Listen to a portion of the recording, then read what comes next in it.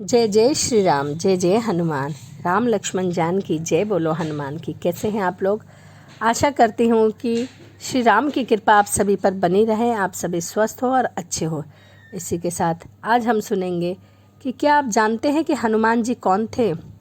यदि हाँ तो अच्छी बात है, और नहीं तो आइए मैं इस कहानी के माध्यम से आपको बताती हूँ कि हनुमान जी कौन थे। एक समय की बात है, पार्वती जी ने शंकर जी से कहा कि भगवान, आपने इस भक्त को कैलाश आने से क्यों रोक दिया है, वरना किसी दिन मैं इसे अग्नि में भस्म कर दूंगा।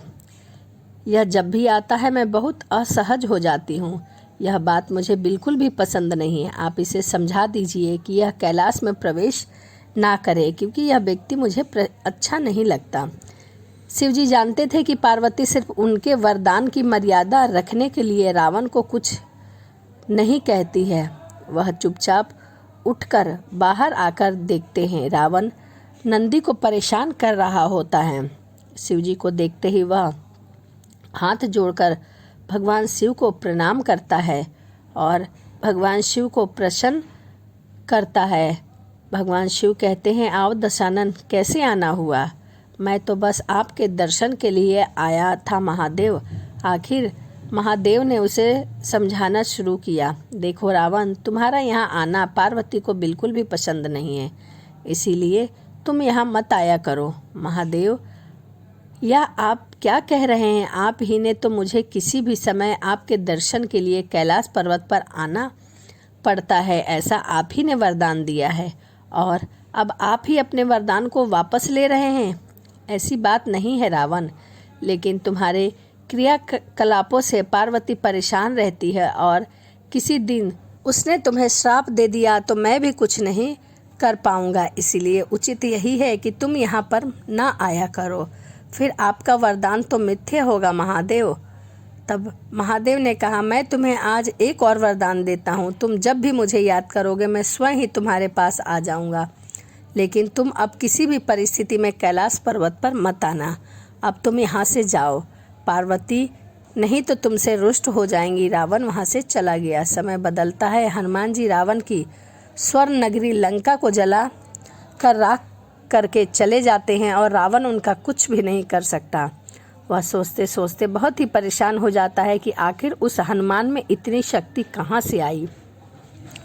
परेशान होकर वह महल में स्थित शिव मंदिर में जाकर शिव जी से प्रार्थना करना शुरू कर देता है, और वह भगवान भोलेनाथ को प्रसन्न करने के लिए उनके महामंत्र का उपयोग करता है। रावण अभिभूत होकर उनके चरणों में गिर पड़ता है।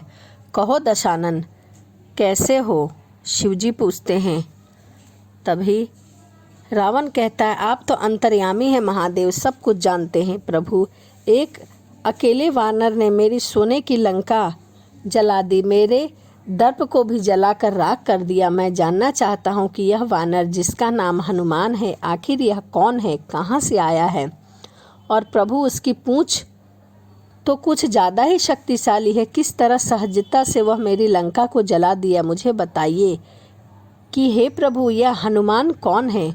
शिवजी मुस्कुराते हुए रावण की बात सुनते रहे और फिर बताते हैं कि रावण, यह हनुमान और कोई नहीं है, यह मेरा रुद्र अवतार है, और मैं ही रुद्र अवतार में हनुमान हूँ।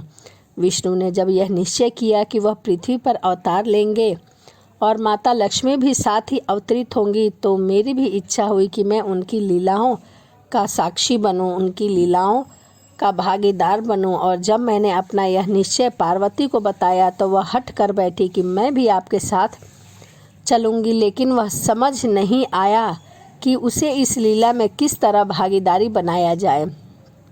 तब सभी देवताओं ने मिलकर मुझे यह मार्ग बताया कि आप तो वानर बन जाइए और शक्ति स्वरूपा पार्वती देवी आपकी पूंछ के रूप में आपके साथ रहे, तभी आप दोनों साथ रह सकते हैं।